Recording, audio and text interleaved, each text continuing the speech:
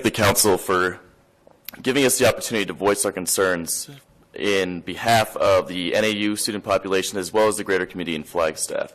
I stand here tonight in opposition of the nuisance party with several others and in defense of our civil liberties as American citizens. I'd like to echo the sentiments of Mr. Bauer and his demands that we ultimately would love to see in a new nuisance party bill. But furthermore, I'd like to go on to the other issues that haven't been addressed with the nuisance party ordinance that I think are all too often forgotten in this debate. First, the ordinance effectively does impede on one of the most basic rights provided to us in the Constitution of the United States, and that is the basic right to assemble.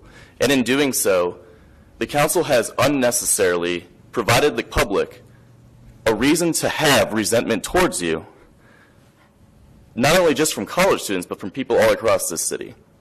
And what that does in effect is it gives us a reason to question the motives and the judgment of the people who we believe represent us in this county. And for that reason, I look to questioning the city council on their judgment and motives that look to preserve traditional neighborhoods by arresting and fining college students, rather than looking at the role that the NAU or Northern Arizona University itself plays in off-campus housing decisions. And not to mention that if the goal is to preserve traditional neighborhoods, if the goal is to protect people from experiencing a noisy party, then why is it that the city council on so many occasions has not mentioned one time on this stage about the ideas that, or the negative consequences of gentrification in Flagstaff? Why is NAU not being held accountable? And why is it that the youth, all too often, has become the political scapegoat to the point where we've already dumbed down the process to the point of the youth are clearly the problem because we party? We're not standing up here fighting for our right to party. That's not what we're doing here. We're not dressing up and coming here and giving speeches to talk to you about that. We're wondering, what are the actual incentives? Last time we were here, we asked a question to, I believe, several of the council members, and we asked what was the purpose of the nuisance party ordinance. And we brought up points that if this isn't about raising revenue and it's not about preserving traditional neighborhoods, then what else would it be about? And we're starting to come to the conclusion that if this is not about raising revenue, and if it is about the peaceful, or to promote peace in this community, then why is it that the fines are so high?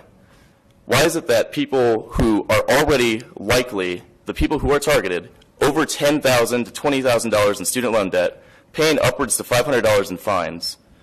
And then in addition to that, I also have to ask another question. The city council members that are running for office have to understand one reality of American politics that has been too prevalent and still exists today, and that is the understanding that there are political benefits to being tough on crime. And what are these tough on crime policies, and what have they led to? And when we look at the criminal justice reform debate in our country today, the issues that are at the forefront of that debate deal with the systematic inequities that we're going to see here due to public resentment and... Got to stop you. As representatives of the people, it is your duty to represent all of us. And if you are not doing that, then you should not be in office. And it is that simple. Thank you. Thank you. All right, that's all of the speaker request cards.